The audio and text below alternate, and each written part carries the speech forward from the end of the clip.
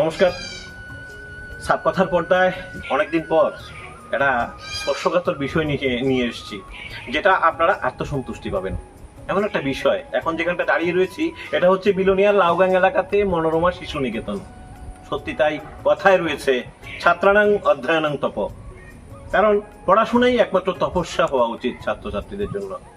আর ওই তপস্যাতে যদি কোনো রকমের ব্যাঘাত হয় তাহলে শুধুমাত্র বাচ্চাদের মনে লাগে না, অনেকের যে এটা মনে আঘাত লাগে এটার প্রমাণ কিন্তু আমরা পেয়েছি আজ। কারণ এই যে মনোরমা শিশু নিকেতন রয়েছে, এখানটা ৪৫ জন বাচ্চা রয়েছে, ৪৫টা মেয়ে রয়েছে, প্রত্যেকের পেছনে এক একটা করুণ ইতিহাস রয়েছে। এখানটা থেকে পড়াশোনা করছে, বাবা মায়ের থেকে অনেক অনেক ঘটনা। এখানটায় অনাথ আশ্রমে রয়েছে, শিশু নিকেতনে রয়েছে। ওদেরকে অনাথ বললে হবে না, ওরা অসহায়, পড়াশোনা করছে।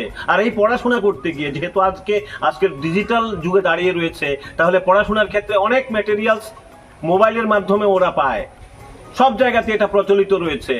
কোভিড টাইমের পর থেকে সব মোবাইলে কিন্তু ম্যাটেরিয়ালসগুলো পায়। এরা পাচ্ছে না, এরা আজকে এর বা কালকে ওর থেকে নিতে হচ্ছে, কেননা একটা মোবাইলের অভাব ছিল। আর সেই অভাবটা অনুভব করতে পেরেছে বিলোনিয়া থেকে অনতি দূরে নলুয়াতে একজন ছেলে, একটা ছোট ভাই, যার ডাক নাম কালু। আর বিশেষ কিছু বলা যাবে না, কারণ ও অনেক কিছু প্রকাশ করতেই না করেছে। তারপরে এটা আমাদের বাড়তি বলা যে ওর নাম কালু। যাই হোক, স্যালুট জানাই কালুকে, কারণ ও এটা যেটা করেছে এটা সত্যি সবার মনে, আমাদের মনে দাগ কেটেছে যে হ্যাঁ, তাহলে এত দূরে বসেও কিন্তু এদের অসুবিধার কথাটাও মাথায় এসছে। শুধু একবার বলেছি, ভাই এমন হয়েছে, দেওয়া যাবে? ও সেকেন্ডে বলেছে হ্যাঁ আমি দিয়ে দেবো, এবং সেকেন্ডে দিয়ে দিয়েছে। সত্যি ওকে আমরা সাপকথার পরিবার থেকে স্যালুট জানাই। এবং পাশাপাশি এভাবে যদি ওদের পাশে থাকা যায়, সামনের দিনে ওরা কেরিয়ার বিল্ড আপ করতে গিয়ে, নিজেদের অবস্থান নিজেরা তৈরি করতে গিয়ে কিন্তু এই যে সকল প্রতিবন্ধকতা রয়েছে, এই ক্ষেত্রে যদি আমরা এভাবে সহযোগিতা করি, সামনের দিনে কিন্তু এরা এগিয়ে যাবে। সুতরাং আমরা আগেও বলেছি, এখনো বলছি, সামনেও বলবো, আপনাদের যে সকল অনুষ্ঠান রয়েছে, বার্থডে রয়েছে, কিংবা অনেক কিছু ম্যারেজ ডে রয়েছে, এসব অনুষ্ঠানের ক্ষেত্রে যদি এদের পাশে একটু করে দাঁড়ান, তাহলে এরা কিন্তু অসহায় থাকবে না। আপনাদের ভরসায় ওদের সময় চলে যাবে, ওরা দাঁড়াতে পারবে মনে। এটাই হচ্ছে বিষয়। আজকে আর কোনো বিষয় নেই। আমরা ওনাদের হাতে যে মোবাইলখানা দিয়েছে, এই মোবাইলটা তুলে দেওয়ার পর সাংঘাতিকভাবে সন্তুষ্ট হয়েছেন ওনারা। কারণ দীর্ঘদিনের এই একটা সমস্যা ছিল, পড়াশোনা করতে পারছিল না ছেলেপুলেরা।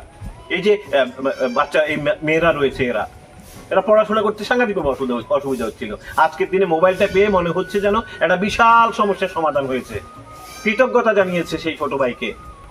যাই হোক, আমরা যে বিষয়টা আজকে ওনাদের হাতে তুলে দেওয়ার বিষয়টা আমরা তুলে দিয়েছি, আমরাও আত্মসন্তুষ্টি পেয়েছি, যাতে সামনের দিনে মেয়েগুলো নিজেদের পায়ে দাঁড়াতে পারে, তার জন্য আমাদেরও কামনা রইল।